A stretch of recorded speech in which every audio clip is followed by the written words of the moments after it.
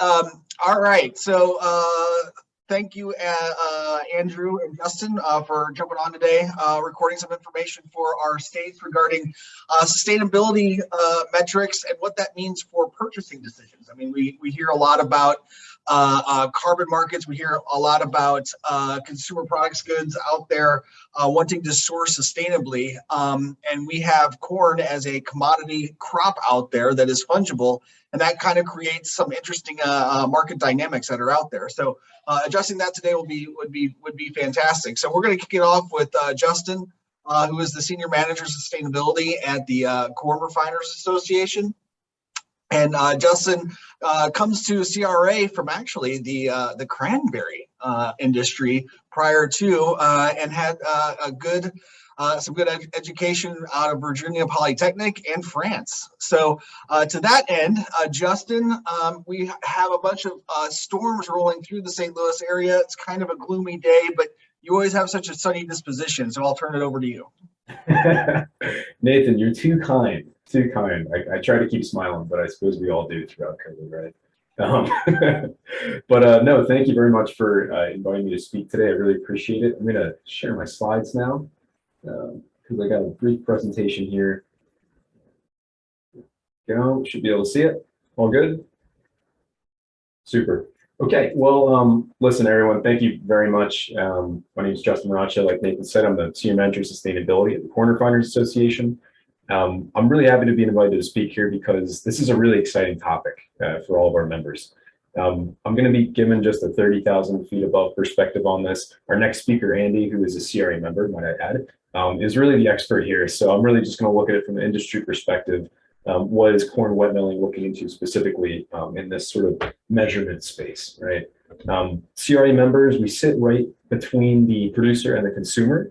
So this is certainly top of mind for us. And for me, especially as a sustainability professional, measurement and quantifying your impact is something that we think about on a daily basis. And I do want to say at the outset initially that all these projects or efforts or campaigns that I mentioned today are public announcements of CRA membership. I love that our companies are promoting their good work, and I'm really happy to connect you with them or their sustainability resources after this discussion. So please feel free to reach out to me on the number or the email address on the screen. I assume the slides will be shared, so feel free to just pull from there. Initially, too, I want to give a little bit of background on CRA for those who don't know. We are a trade association here in Washington, D.C., and we represent the corn wet milling industry. We have 7 members, so Ingredion, Cargill, Archer's Daniel Midland, Grain Processing Corp, Tate & Lyle, Premium, and Roquette. And our members' facilities are found all throughout the Corn Belt. All the states in green there are where our members have facilities. And every year, the corn wet milling industry uses between 10 to 15% of U.S. corn as its feedstock for all the products and processes that we engage in. So it's really a significant market for U.S. corn growers. And corn wet millers break down the kernel into its component parts and turn these starches, oils, fibers, and proteins into numerous products. And something we like to say in Washington and elsewhere is that corn wet milling creates hundreds of products with thousands of uses. So measuring the impact of those products and processes is essential to marketing strategies and otherwise. And just a little bit of background, what are we doing in sustainability in corn wet milling? What are we here for, right? Metrics are an important factor for sustainability decisions of CRA members in sourcing their corn. And I just want to give a top line on where we fit in the overall industry picture, so to speak. Throughout the corn value chain, CRA members try to move in a more sustainable direction, from corn production to refining to transport to processing to product end of life. Out of the commitments to sustainability, I'd say that corn production and energy consumption and use are 2 of the primary factors that our industry looks at sustainability-wise for influencing and affecting. And we're here to talk about corn production, obviously, so I won't talk about energy consumption, but on the production side of things, as with any product derived from agricultural commodity, production does reign supreme as the primary factor in sustainability impact. And as an industry, Corn wet milling adheres to 5 climate change principles. You can find them on our website, but 3 of which are directly tied to improving production, which I've put here, and directly tied to measurement. So number 1 is that corn wet millers are looking to reduce the overall carbon footprint of corn refining products and processes. Also, greenhouse gas goals that our members make must be clear, measurable, and achievable. That's really critical. And also, we, as an industry, support the adoption of agricultural practices that sequester carbon into the soil. So looking at that climate element there. But I'd say number 2 is really where this metrics discussion kicks off. Measurable goals is the key phrase, I'd say. And this extends beyond greenhouse gas emissions. There are other impact factors, of course, when you're looking at sustainability metrics that are important. But climate is really an example, I suppose, of where we try to make an impact and where a lot of our members are making a lot of public commitments in a quite a forward-leaning way.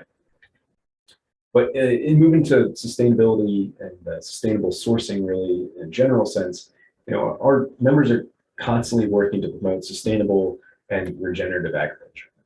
I put up a few examples here. We have, and there's no favoritism, all of our members doing excellent things. These are a few that are top of mind when I was making my slides. Cargill and of course Ingredion. Andy, you'll get into what you guys are up to later on. Cargill is working with farmers to advance regenerative agriculture practices on 10 million acres of North American farmland. So quite impressive. It's a lot of acreage there.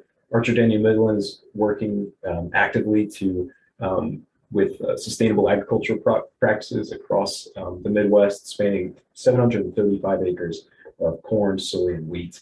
And they're only making that project number bigger as the years go on.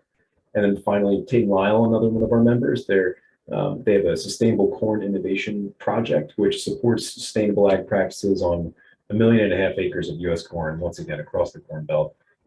These are just a few of the guiding goals for individual companies. And each facility has different sourcing decisions based on its locale. Each have their own nuance, but how our member companies measure progress towards these goals is a key element of how they achieve them, right? And I want to say in the measurement department, there's many different ways that they do that, and metrics are a key part of how they do that. So where do they play a role, really? Firstly, many of our members work with Field Market, the Alliance for Sustainable Agriculture. Field Market has created science-based sustainability metrics to measure growers' environmental impact. They also foster partnerships between growers and companies like CRA's membership to drive real-world outcomes in sustainability, using these science-based metrics that they developed. I can't say enough good things about these folks. And they are helping our members engage with growers to quantify sustainability outcomes with reliable metrics, like I said, grounded in science, and really just impressed with the work that they're doing. And it definitely helps with those sourcing decisions, once again.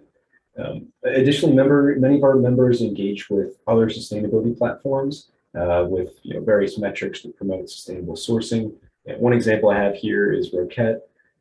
They are sustainably sourcing pea from a project up in Canada using the Sustainable Agriculture Innovation Platform, the SAI platform. They're using this to attach metrics and distinct outcome certification methods to their work on the ground with pea growers in a pretty big way across tens of thousands of acres. And then finally, CRA members are, have partners in their businesses, right? Those who use our products to create the next generation of sustainable agriculturally derived materials, and they're counting on metrics and measurement to quantify and drive positive outcomes throughout the process. NatureWorks is one that comes right to mind. It's a partner of one of our members, and they're making plastic out of corn. It's a bioplastic called polylactic acid. You can use it to make everything from films and pens to cups and serviceware.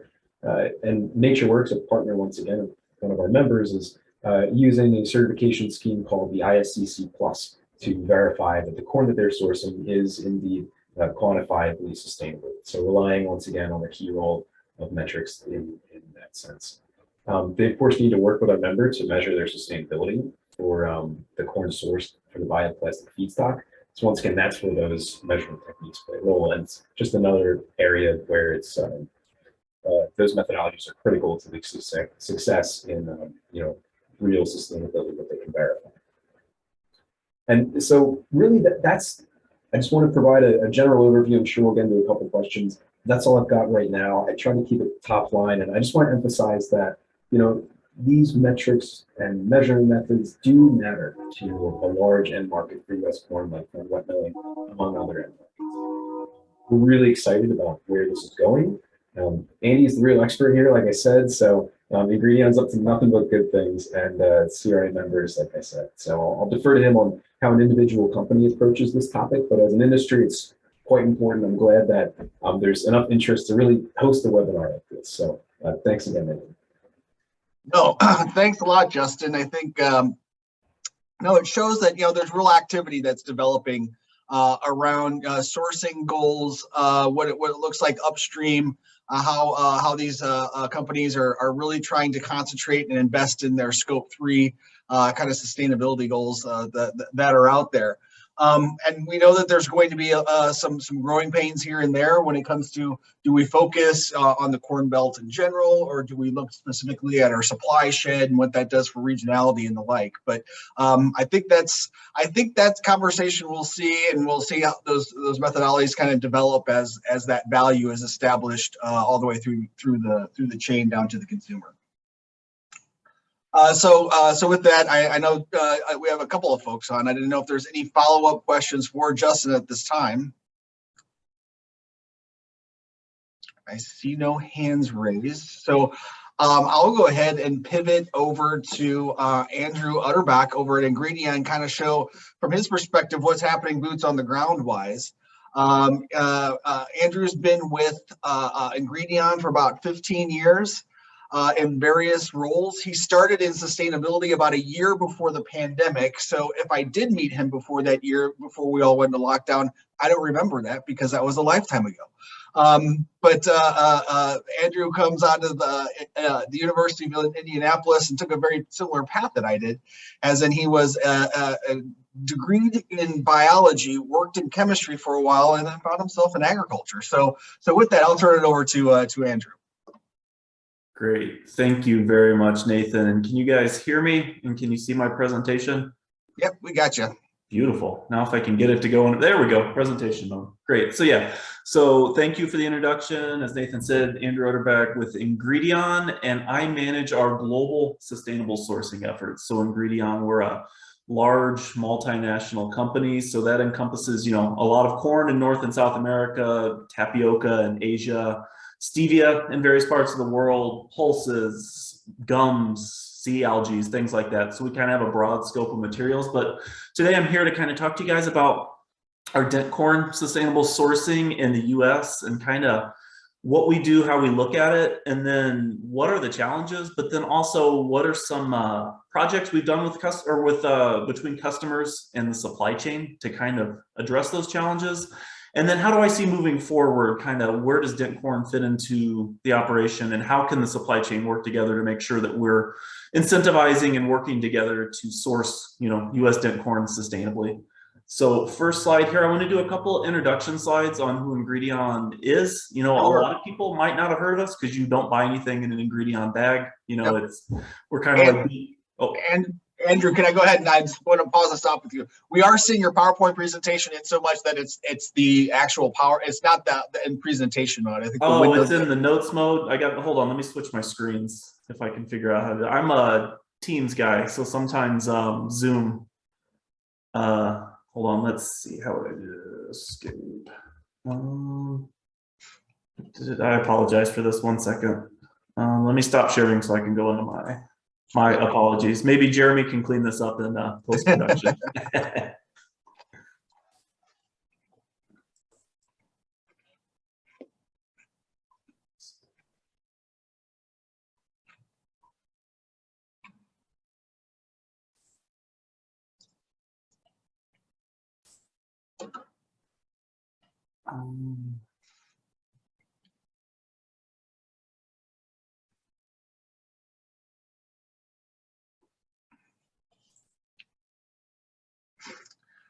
And I was doing one of these the other day, and I wanted to select a window to highlight, and unfortunately, I had 37 open, so it took me a while to find it.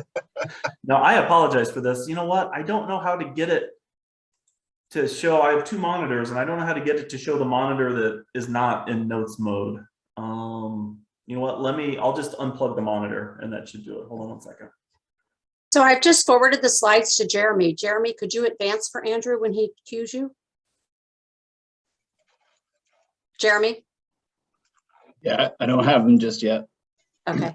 Sorry about this, guys. So yeah, so I can unhook my other monitor, and that'll put me. Yeah, we can give that a try. If that doesn't Yeah, work, here, hold on I one can second. I can There launch we them. go. Now let me share my screen again. Sorry about this. Presentation. Share. Presentation. Okay, is that better, guys? Yep. Perfect. Awesome. Yeah, sorry about that. I'm not an IT guy at Ingredion. I'm the sustainable sourcing guy. Okay, so real quick, I pulled a couple slides from our corporate deck just to kind of introduce who Ingredion is, because not a lot of people know who we are. And so we're a Fortune 500 company. We kind of bounce around the 480s to the 490s. We do over 6 billion in net sales. I think we're on pace to maybe get close to 7 this year. So 12,000 employees, 18,000 customers, over 125 countries that we sell in, and we have manufacturing in over 40 countries at this point in time. And then, so who are we in North America? So that would be our largest region. So about 3.7 billion in net sales, which is 61% of our footprint.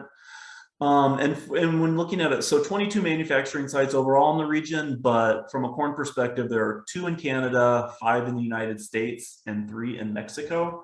And so I'll kind of focus on those because we use US corn to feed into the US plants, obviously, and a little bit into Mexico and occasionally into Canada as well.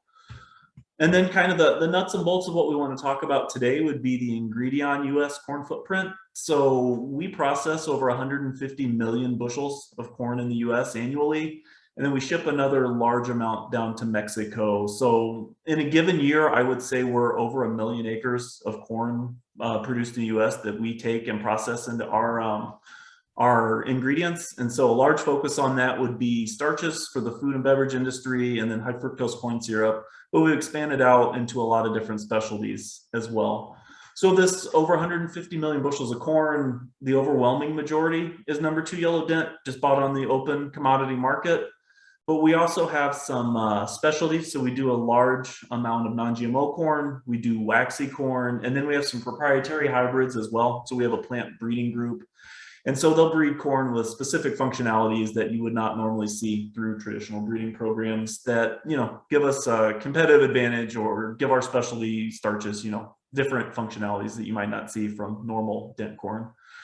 We purchase from a blend of high volume rail shippers, you know, 125 car units, 85 car units, you know, on the major, you know, rail carriers.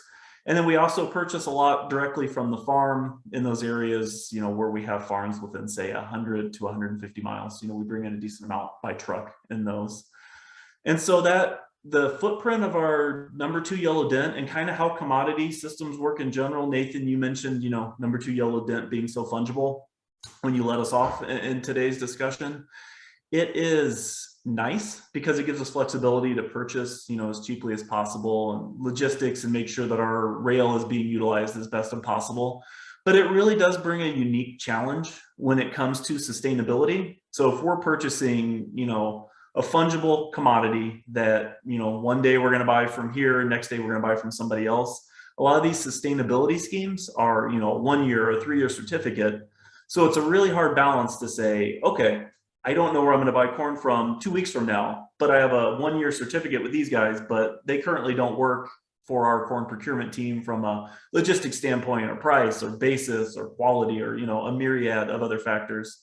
And so what we see from Ingredion is how do we take what we care about in sustainability, and I'll go through some of our goals here in a minute, but then also put that into our corn buying footprint to make sure that, one, we're meeting our environmental goals, or probably more importantly, we're meeting our sourcing goals, right? It's a competitive marketplace. So you have to be able to purchase corn cheaply to be able to be competitive in the market.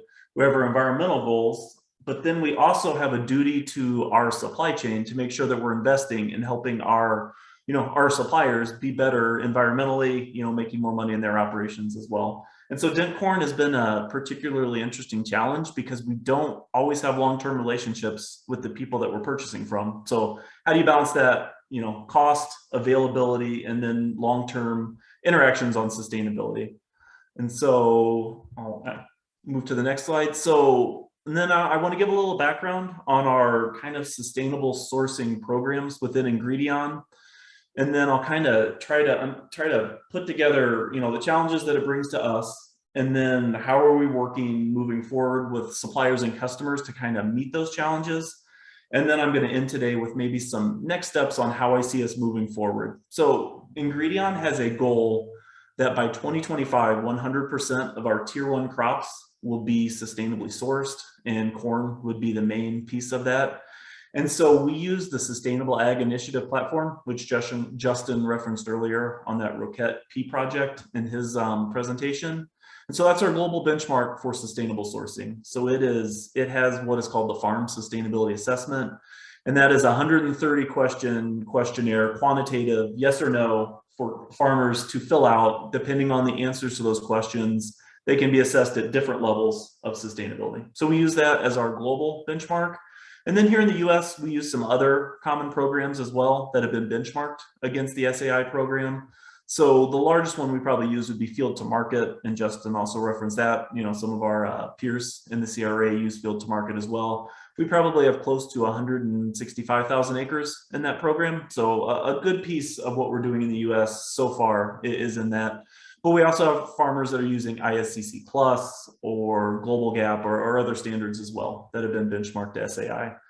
And so in 2021, we sourced about 33.5% of our crops globally under SAI or under a benchmark program, but less than 20% of that was US corn.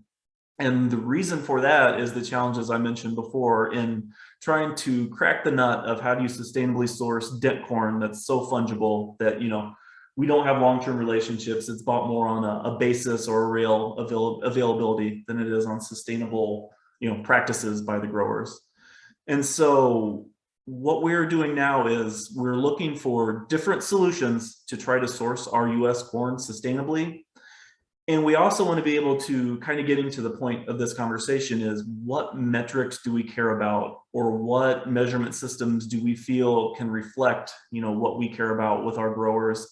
And then how do we incentivize growers to want to participate in those systems? I think right now, and I think Justin would agree, that sustainable sourcing for commodity corn in the US is much more of a pull system at this point in time. The consumer cares and investors care. So our customers, large CPGs and others care, which means they make sure we care about it. And then we have to go to our farm suppliers as kind of the middleman and say, okay, sustainability matters. How can we work with you to get this into our supply chain? And so when we're making these decisions, we have to find programs that are doable for the growers, right? And places that we can collaborate. So at Ingredion, we don't want to go to growers and tell them how they have to run their operations. These guys have farmed for generations in most cases, many cases. And so we are, and I say we as kind of a processing industry, we are not successful when we go to the farmers and say, okay, you have to do this, this, and this, because we know what's best on your farm. And so what we have to do instead is work to educate our customers to understand, different practices farmers could use depending on where they're at, what their soil types are, what their crop rotations are. So we need to educate our customers, the consumers, and our investors. And then we also have to work with our growers to help educate them on what the rest of the value chain or supply chain cares about. And so at Ingredion, we have to take a balance of practice-based approaches and then outcome-based approaches, and try to put this big puzzle together. And I know I just said a lot of words that are all kind of, in different parts of everything, but that's kind of the challenge of my job is how do we take these competing interests, competing programs, competing thoughts on how to get things done, and put it together in a way that will incentivize growers to want to participate, will be something that's attractive to our customers, so they will help collaborate as well. And then how do we create longer term connections based on sustainability so that the work we do isn't a one-off, that we work with this grower once, we don't buy corn from them anymore. So we just never interact with them again. And some of the good work we did might just go by the wayside, or it might not be funded anymore, or the risks those growers aren't being helped, shared, with others throughout the value supply chain. And so I want to share a couple examples of different projects we've done in our supply chains to kind of address that in the dent corn world. And then, like I said, I'm going to finish up with a slide on how do we get to, as Ingredion, our goal of 100% sustainable source by 2025 in a world where right now in dent corn, we're less than 20%. So the first project I want to highlight is we did a carbon insetting project with PepsiCo, Nutrien, and SWAF, which is the Soil and Water Outcomes Fund. And so what we did is Nutrien, PepsiCo, and Ingredion partnered, and we pledged money. Basically we pledged per metric ton of carbon removed from the soil per acre, we pledged a dollar amount, and each of us chipped in money for that. And then SWAF had an RCPP as well that helped pay for water outcomes on the same ground for the same practices. And then the growers basically had a suite of choices they could make, or in things that weren't even in our program as well.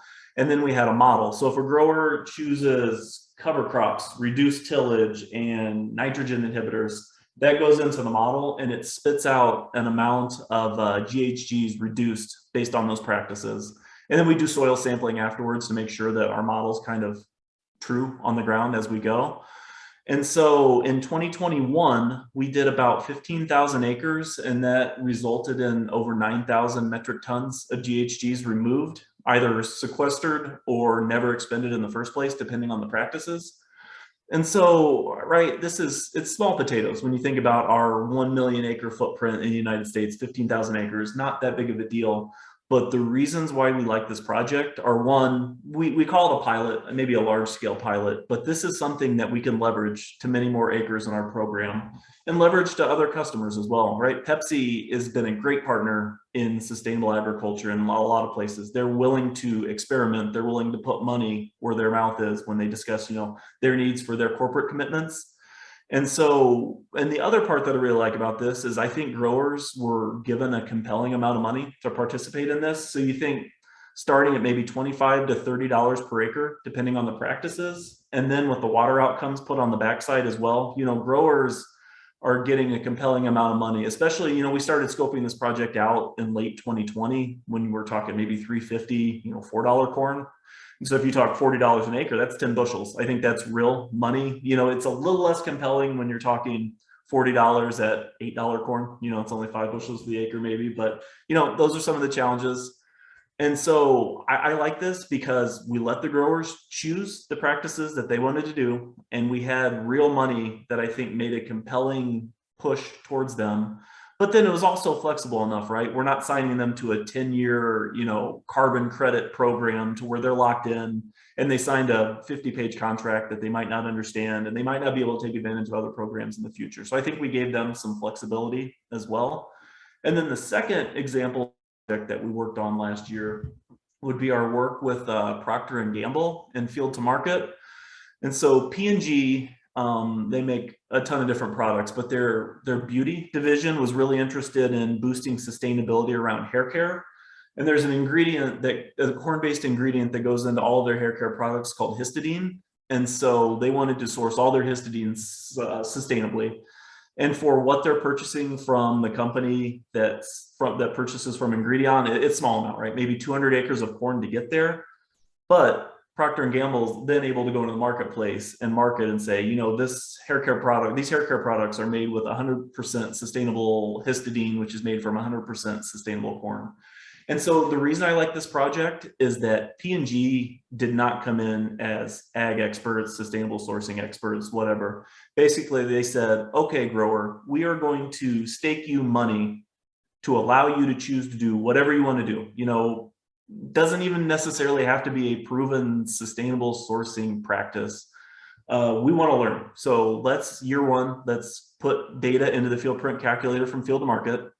Let's measure it and then set a baseline. And then let's try some practices and let's see what works. And if things work, maybe we'll leverage this to other parts of our business. Maybe it's toothpaste that has corn-based ingredients into it, or maybe they use things that have ethanol. So there's different choices that we could expand to.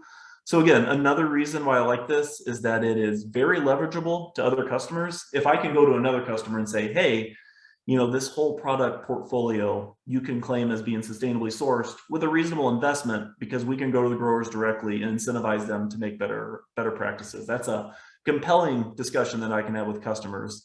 And I think more importantly is that this was wide open for the grower. I think it de-risked some of the sustainable sourcing practices the grower was considering doing, but he wasn't sure.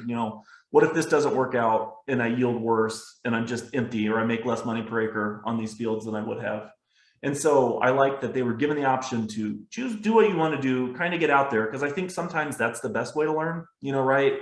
Sometimes people talk about sustainable sourcing and it's the same couple of practices over and over. It's plant cover crops. It's, reduce your tillage. It's, stop applying nitrogen in the fall. And there's like a short list and people do that and they think, okay, well, we're done, we're sustainable. So I like this because I feel like we were using measurements to help motivate people to choose maybe new or interesting experimental things that maybe they're not going to be experimental in the future, because we've seen really good results out of them. And so one final slide for me, and then I can open up for questions.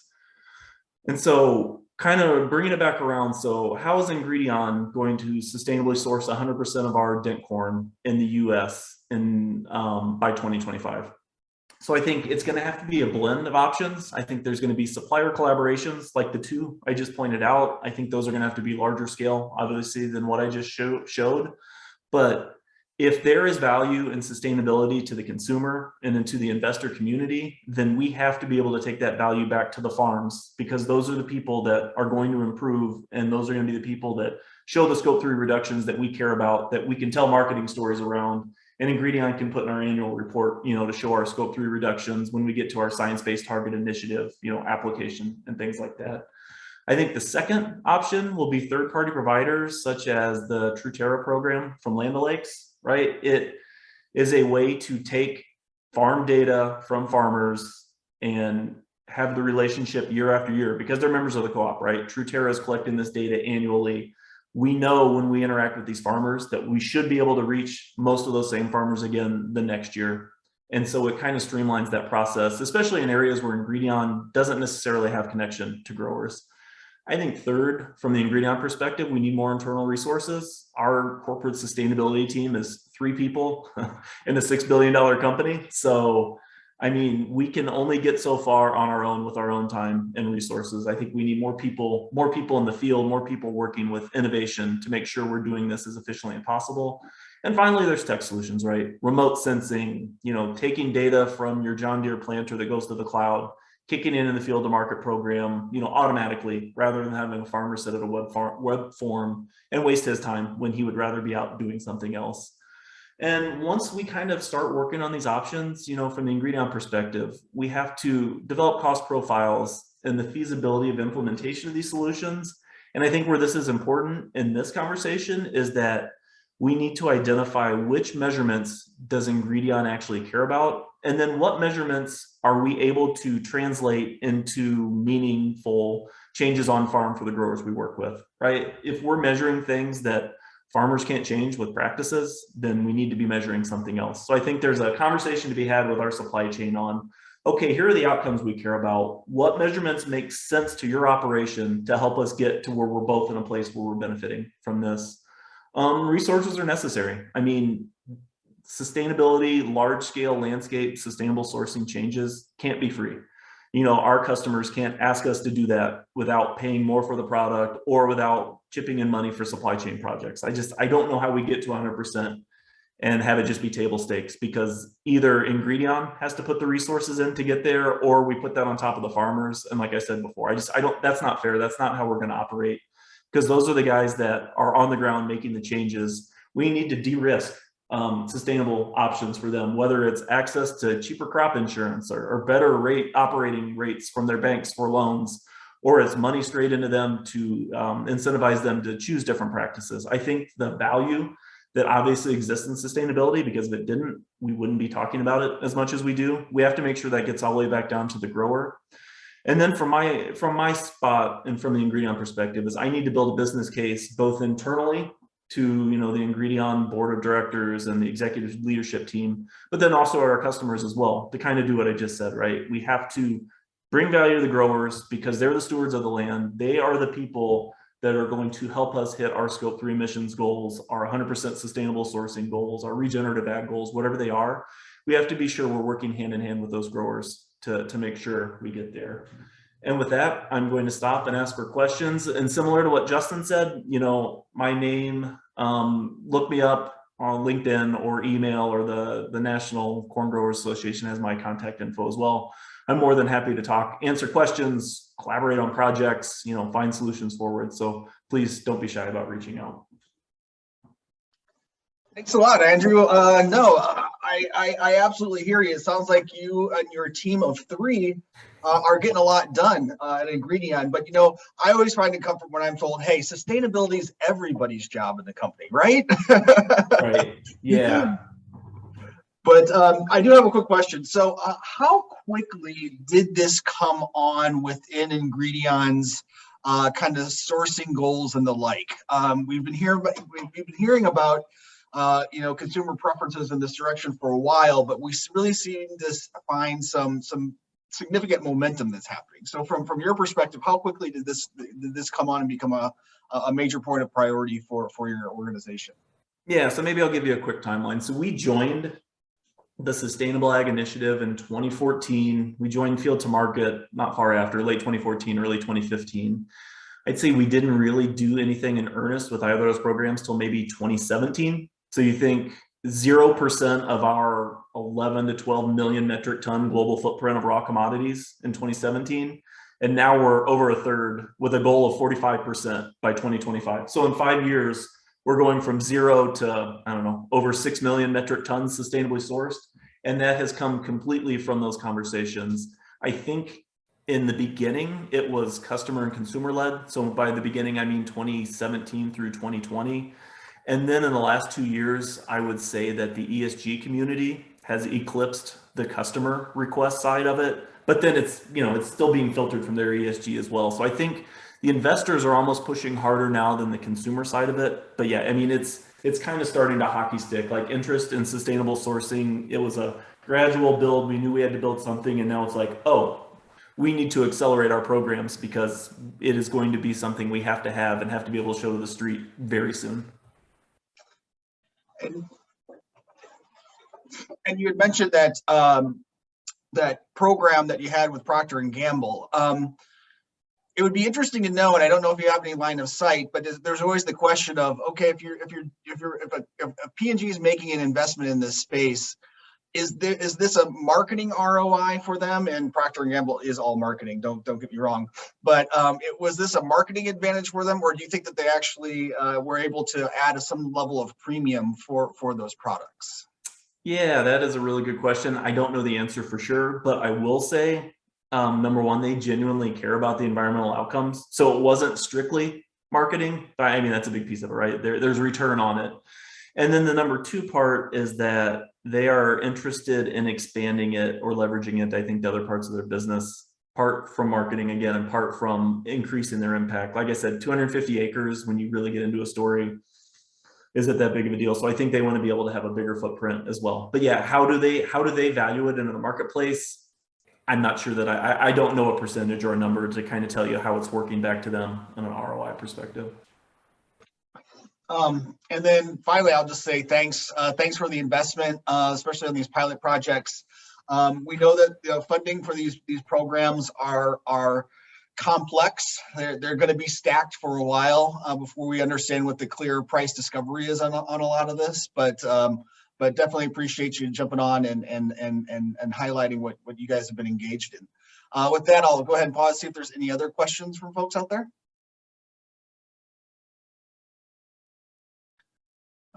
If not, I can go ahead and wrap this up and thank you both for your time for this resource, and we will definitely share it far and wide within the Corn family here. So thank you for your time today, gentlemen. Great. Thank you for the opportunity. Thank you. This is great. All right. Thanks a lot. Goodbye.